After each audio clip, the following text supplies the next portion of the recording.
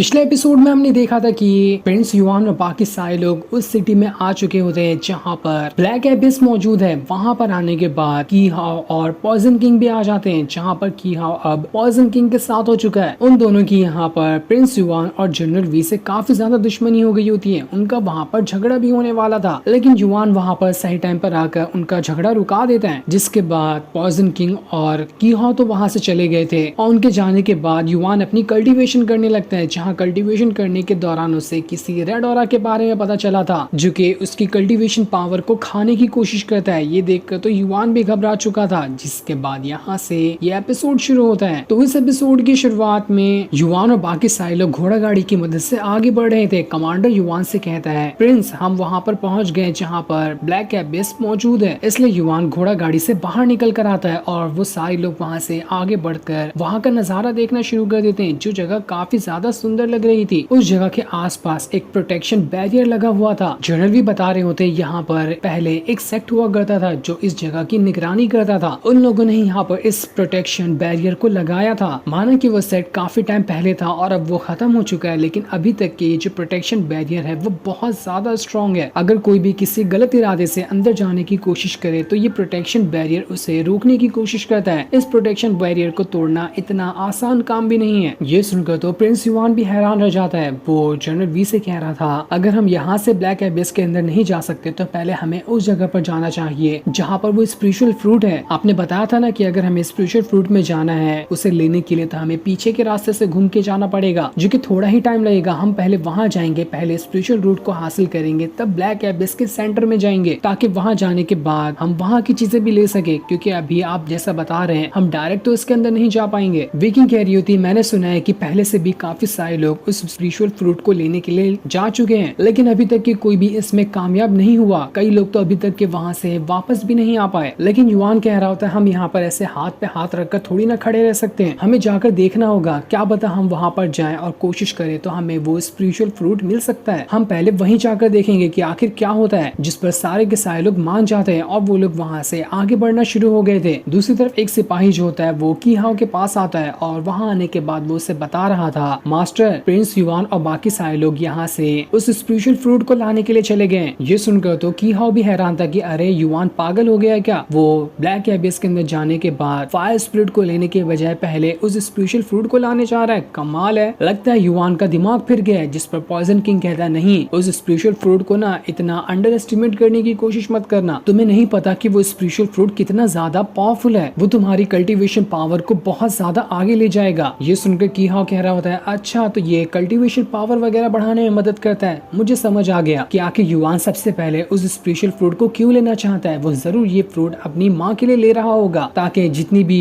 उसकी माँ की पावर कम हुई है वो उस स्पिरिचुअल फ्रूट के बदले उसकी पावर को वापस से रिकवर कर सके। इसलिए अब तो मैं ऐसे नहीं छोड़ने वाला, अब मैं भी पहले यहाँ पर जाऊंगा उस स्पिरिचुअल फ्रूट को हासिल करने के लिए। बाकी चीजें बाद में देखी जाएगी। मैं युआन को उसके किसी भी प्लान में कामयाब नहीं होने देने वाला। दूसरी तरफ हम युआन और बाकियों को देखते हैं जो पीछे के रास्ते से ब्लैक एबिस के अंदर आने की कोशिश कर रहे थे, जहाँ पर उन्हें सबसे पहले वो स्पिरिचुअल फ्रूट मिलेगा। जनरल भी कह रहे होते हैं, यही जगह है जहाँ पर वो सेक्ट हुआ करता था जो ब्लैक एबिस को प्रोटेक्ट करता है। ये जगह पूरी तरह से बर्बाद तो हो चुकी है, लेकिन यहाँ का खतरा अभी तक के कम नहीं हुआ। ये जगह उतनी ही खतरनाक है जितना कि ये पहले हुआ करती थी। इसलिए अपने कदम फूंक फूंक कर रखना, तुम्हें कोई भी बेवकूफी करने की यहाँ पर कोई जरूरत नहीं है। युआन जैसे उस जगह को देख रहा होता है वो काफी ज्यादा हैरान था कि ये जगह तो सच में कमाल की है। जब अपने टाइम पे यहाँ पर सेक्ट मौजूद होगा तो वो सच में बहुत ज्यादा पावरफुल सेक्ट रहा होगा, जिसके सामने तो कोई भी नहीं टिक पाता होगा। तभी याओ को कुछ सेंस होने लगता है। उसे ऐसा लग रहा था कि यहाँ पर कुछ न कुछ तो है जो उनकी ही तरफ बढ़ रहा है। इसलिए वो युआन को वहाँ पर सावधान कर देती है। तभी वहाँ पर एक बहुत ही ज्यादा खतरनाक बीस्ट आ चुका था जो कुछ सिपाहियों को लेकर वहाँ से गायब हो जाता है। सारे लोग हैरान थे कि यहाँ पर ये हुआ क्या। जिसके बाद तो देखते ही देखते अब वहाँ पर और भी बीस्ट आने लग गए थे जो छुप छुप कर सिपाहियों पे हमला कर रहे होते हैं। ये देखकर तो युआन और बाकी घबरा चुके थे कि ये कैसी जगह है, यहाँ पर किस तरह के बीस्ट है जो अचानक से आकर यहाँ पर हमला कर रहे हैं। जिसके बाद अब देखते ही देखते सारे सिपाहियों ने बीस्ट के ऊपर हमला करना शुरू कर दिया था। वो सारे जो बीस्ट होते हैं वो काफी ज्यादा स्ट्रॉन्ग होते हैं। जैसे ही एक बीस्ट युआन के ऊपर हमला करने वाला था, कमांडर वहाँ पर आकर अपनी पावर का इस्तेमाल करते हुए बीस्ट को दूर फेंक देता है। जनरल विस ने अपने सिपाहियों से कह दिया था कुछ भी हो जाए युआन और उसके दोस्तों को प्रोटेक्ट करना है। इसलिए सारे लोग युआन और उसके दोस्तों को ही प्रोटेक्ट कर रहे होते हैं। जिसके बाद विकिंग उन बीस्ट से लड़ने के लिए चली जाती है। वो वो अपनी पावर का इस्तेमाल करते हुए उन बीस्ट के साथ फाइट कर रही थी। जहाँ उसने अपने भाले का इस्तेमाल किया था, उसकी पावर काफी ज्यादा होती है, इसलिए वो बीस्ट के साथ आराम से मुकाबला करते जा रही थी। लेकिन वो बीस्ट भी कम पावरफुल नहीं थे। उन्होंने देखते ही देखते काफी सारे सिपाहियों का वहाँ पर खेल खत्म कर दिया था। कई सारे सिपाही वहाँ पर मारे गए होते हैं, लेकिन फिर भी वो लोग अपनी जान लगा दे रहे थे ताकि युवान और उसके दोस्तों को कुछ ना हो। इतने सारे सिपाहियों को मरता हुआ युवान तो बिल्कुल भी नहीं देख सकता था। उसे बहुत बुरा लग रहा होता है कि आखिर ये मेरे लिए इतने सारे सिपाही मारे जाएं, ऐसा तो नहीं होने दे सकता मैं। जनरल वी उसे समझा रहे होते, नहीं युवान, तुम्हें कहीं जाने की जरूरत नहीं है, तुम यहीं पे रहो। तुम नहीं जानते कि ये जगह कितनी खतरनाक है और यहाँ के बीस्ट कितने पावरफुल हो सकते हैं, इसलिए मैं यहाँ पर तुम्हें मुसीबत में डालने के बारे में नहीं सोच सकता। अभी बीस्ट ने चारों तरफ अजीब सा धुआं फैला कर रखा हुआ था और उसी धुएं का इस्तेमाल करते हुए वो छुप छुप कर सिपाहियों के ऊपर अटैक कर रहे होते हैं। लेकिन युवान की अब बर्दाश्त से बाहर हो गया था। वो जनरल वी से कह रहा होता है, नहीं आप रुक जाओ, आपको मेरे लिए इतना परेशान होने की जरूरत नहीं है, मैं जा रहा हूँ इन बीस्ट के साथ फाइट करने के लिए, मैं खुद को प्रोटेक्ट कर सकता हूँ, आप बेफिक्र रहें। लेकिन तब कमांडर वहाँ पर आकर युवान से कहने लगता है कि नहीं युवान, आप ऐसा नहीं कर सकते, आपको अगर कुछ भी हुआ तो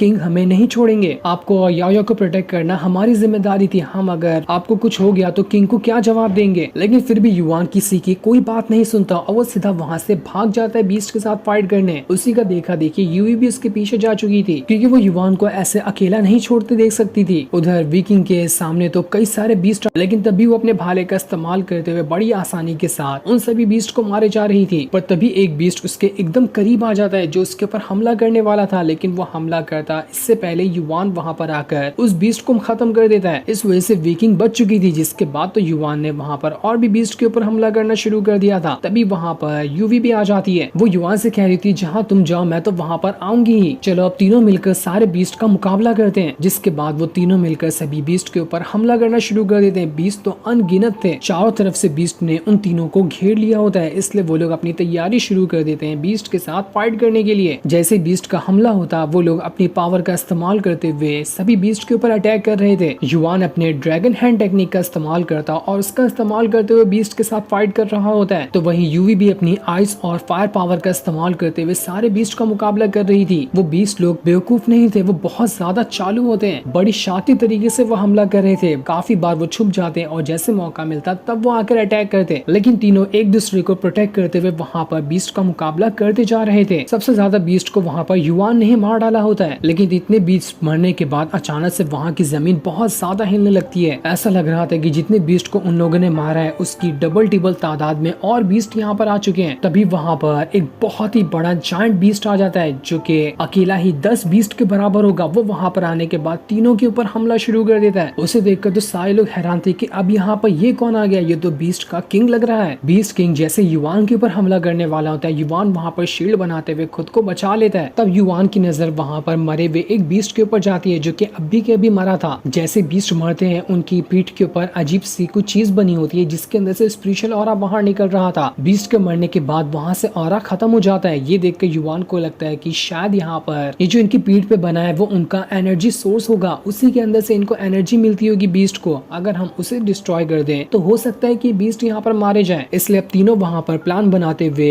किंग बीस्ट के ऊपर हमला कर देते हैं ताकि जैसे उन्हें मौका मिले वो उसका एनर्जी सोर्स वाला जो जगह है उसे ही डिस्ट्रॉय कर दे। उसके बाद तो बीस्ट अपने आप ही मर जाएगा। सबसे पहले यूवी जाती है बीस्ट के ऊपर अटैक करने के लिए और वो उसके ऊपर काफी ज्यादा अटैक करते हुए बीस्ट के पैर को ही जमा देती है। उसके बाद दूसरे नंबर पे वहाँ पर विकिंग आती है, उसने भी काफी सारे बीस्ट के ऊपर हमला करते हुए उसके आगे के दोनों हाथ को ही भाले के अंदर घुसा दिया था। इस वजह से वो बीस्ट वहीं पर रुक जाता है और जैसे ही युवान को मौका मिलता है वो वहाँ पर आता है और अपनी ड्रैगन पावर का इस्तेमाल करते हुए बीस्ट की जो पीठ पे उसका एनर्जी सोर्स बना था उसी के ऊपर बहुत ही खतरनाक वाला अटैक कर देता है। इस वजह से तो वो बीस्ट किंग वहाँ पर एकदम छटपटा चुका था। काफी देर तक अटैक करने के बाद आखिरकार युवान ने उसके एनर्जी सोर्स वाले हिस्से को डिस्ट्रॉय कर दिया था। इस वजह से वो बीस्ट किंग जो होता है वहीं पर मारा जाता है, जो देखकर तीनों की जान में जान आती है कि चलो आखिरकार हमने यहाँ पर इस बीस्ट किंग को तो मार दिया। जिसके बाद वहाँ पर याओ भी आ जाती है। वो युवान से कहती है, वाह युवान, तुमने तो बहुत आसानी के साथ इस बीस्ट किंग की कमजोरी का पता लगा लिया था। तुमने जो सोचा था वो तो 100% सही चीज निकली, बस इसके एनर्जी सोर्स को डिस्ट्रॉय करना था, उसके बाद ये खत्म हो गए। जनरल भी वहाँ पर आने के बाद युवान से कह रहे होते हैं, हमने तो बस यहाँ पर इन बीस्ट के साथ ही मुकाबला किया और हमारे काफी सारे सिपाही खत्म हो चुके हैं, हमारी फोर्स अब आधी हो चुकी है। मैंने कहा था ना तुमसे कि ये ब्लैक एबिस बहुत खतरनाक जगह है, लेकिन कोई बात नहीं, हम यहाँ पर अपनी जान की बाजी लगा देंगे, लेकिन तुम्हें तो तुम्हारे मकसद में कामयाब करने की जरूर कोशिश करेंगे। जो सुनकर युवान उसे कह रहा होता है ये तो बहुत अच्छी बात है कि हमें इन बीस्ट की कमजोरी का पता चल गया, अगर आगे भी हमें ऐसे बीस्ट दिखा दिए तो हम उन्हें आसानी से मार पाएंगे और उस टाइम हमारे इतने सोल्जर मरेंगे भी नहीं। जिसके बाद वो सभी वहाँ से आगे बढ़ने लग गए थे। उनके आगे जाने के बाद वहाँ पर पॉइजन किंग और की हाओ आ जाते हैं। वो यहाँ पर सारे बीस्ट को मरा हुआ देखकर हैरान रह जाते हैं कि अरे वाह, युवान ने तो बड़ी आसानी के साथ सारे के सारे बीस्ट को मार दिया, बड़ी अच्छी शुरुआत की है इस युवान ने। लेकिन देखते हैं कि ये कहाँ तक आगे जा पाता है। दूसरी तरफ युवान और बाकी सारे लोग वापस से आगे बढ़ना शुरू कर देते हैं ताकि वो जल्द से जल्द उस स्पेशल फ्रूट को हासिल कर सके। जनरल भी कह रहे होते हैं युवान तुम आगे देख रहे हो ना, मुझे लगता है कि वही जगह होगी जहाँ पर हमें वो स्पेशल फ्रूट मिलेगा। युवान जैसे उस जगह को देखता है उसकी आंखें खुली की खुली रह जाती है क्योंकि वो जगह बहुत ही ज्यादा सुंदर लग रही थी। चारों तरफ पानी ही पानी होता है और उस पानी के बीच में एक छोटा सा टापू बना था जिसके ऊपर एक पेड़ होता है और वही पेड़ वहाँ पर उस स्पेशल फ्रूट को बनाने का जरिया था।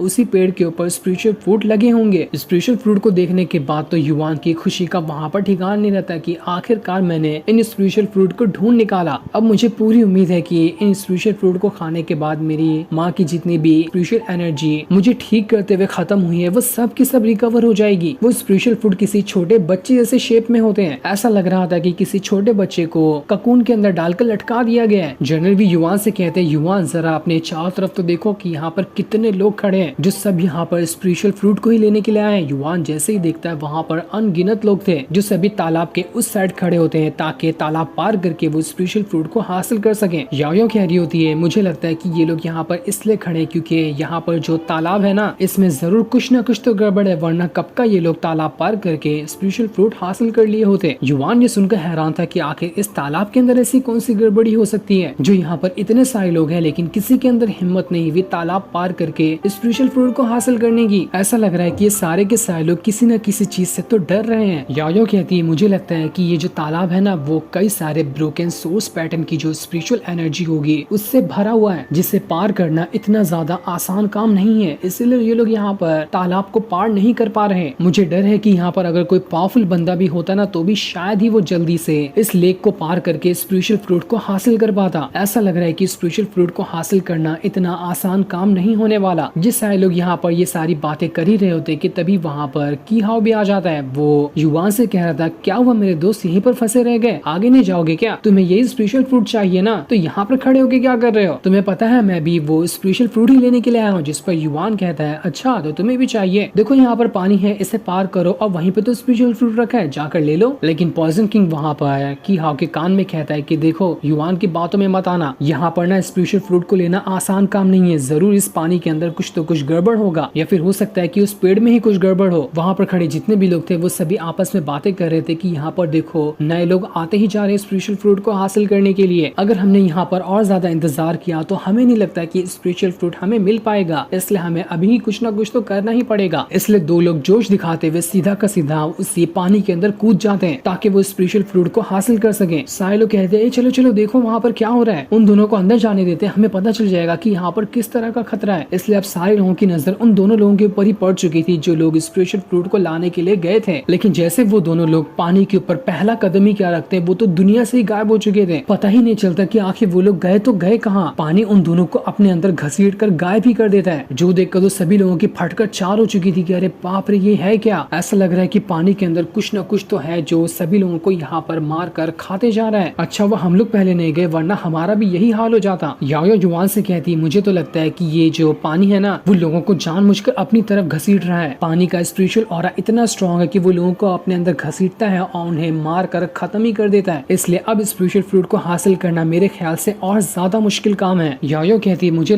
तो लगता है कि जो सेक्ट यहाँ पर पहले रहा करता था उसी सेक्ट ने ये पूरा का पूरा जो पानी है अपने सेट के चारों तरफ लगाया होगा ताकि उसके सेक्ट पे कभी कोई हमला ना हो। यूवी कह रही होती है अगर यहाँ पर इतना ही खतरा है तो हम यहाँ पर स्पेशल फ्रूट को हासिल कैसे करेंगे, हम इतनी मुश्किल से यहाँ पर आए हैं, इतनी आसानी से तो नहीं जा सकते। युवान कह रहा होता है हमें कुछ न कुछ तो तरीका निकालना पड़ेगा। शायद मुझे लगता है कि अगर हम यहाँ पर अपनी सोल पावर का इस्तेमाल करें तो हो सकता है कि हम इस लेक को क्रॉस कर जाएंगे। हमें यहाँ पर टाइम पास नहीं करना है, हमें ब्लैक एबिस के अंदर भी जाना है ताकि फायर स्पिरिट को हासिल कर सके। 3 ही घंटे बाकी हैं फायर स्पिरिट को एक्टिवेट होने में। 3 घंटे के अंदर ही हमें हमारे सारे के सारे काम को निपटाना पड़ेगा। तो ठीक है सबसे पहले मैं ट्राई करूंगा, देखता हूँ कि मैं वहां पर जा पाता हूँ या फिर नहीं। याओ और यूवी उसे रोक रहे होते कि युवान मत जाओ, वो जगह बहुत खतरनाक लग रही है। लेकिन युवान कह रहा होता है खतरों से खेलकर ही तो मैं बड़ा हुआ हूँ, मुझे पता है कि इस सफर में कितना ज्यादा खतरा होगा, तभी मैं कल्टीवेशन की दुनिया में आया। अगर इतना ही मुझे डर लगता तो मैं कभी इस सफर में अपना कदम बढ़ाता ही नहीं। इसलिए अब तो मैं पीछे नहीं हटने वाला, चाहे कुछ भी क्यों ना हो जाए। मैं अपनी माँ के लिए इस स्पेशल फ्रूट को हासिल करके ही रहूंगा। इसलिए युवान उस लेक के पास आता है और अपनी सोल पावर को सबसे पहले अपने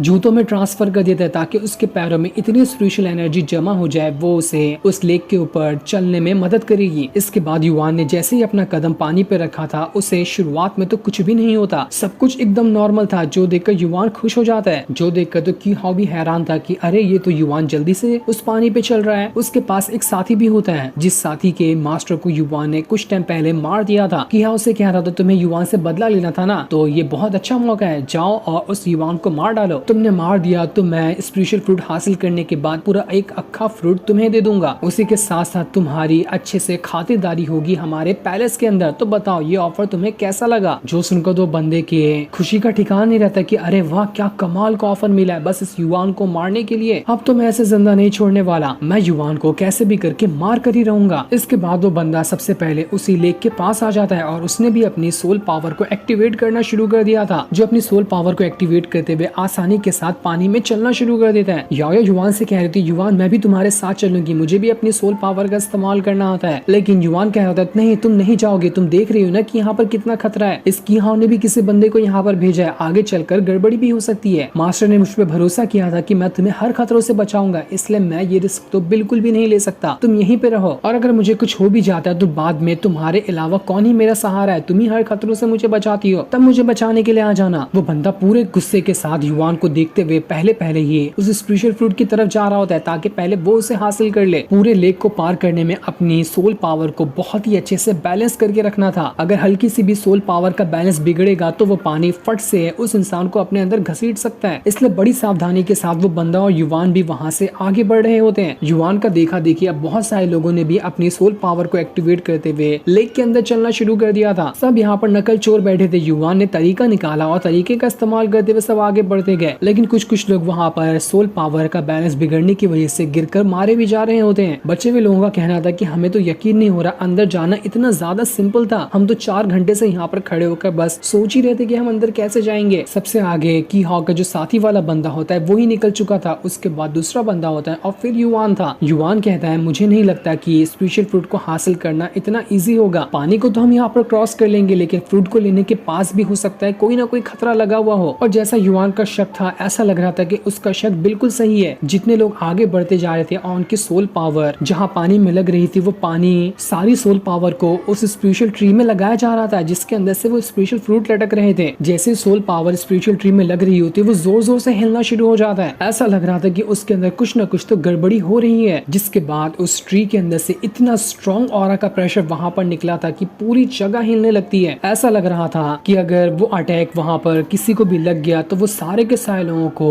उसी तालाब के अंदर फेंक कर मार ही डालेगा। लेकिन क्या युवान तब भी उस तालाब को पार करके स्पेशल फ्रूट को हासिल कर पाएगा, ये अभी हमें नहीं बताया जाता। जो सीन दिखाते ही ये एपिसोड यहीं पर एंड हो जाता है।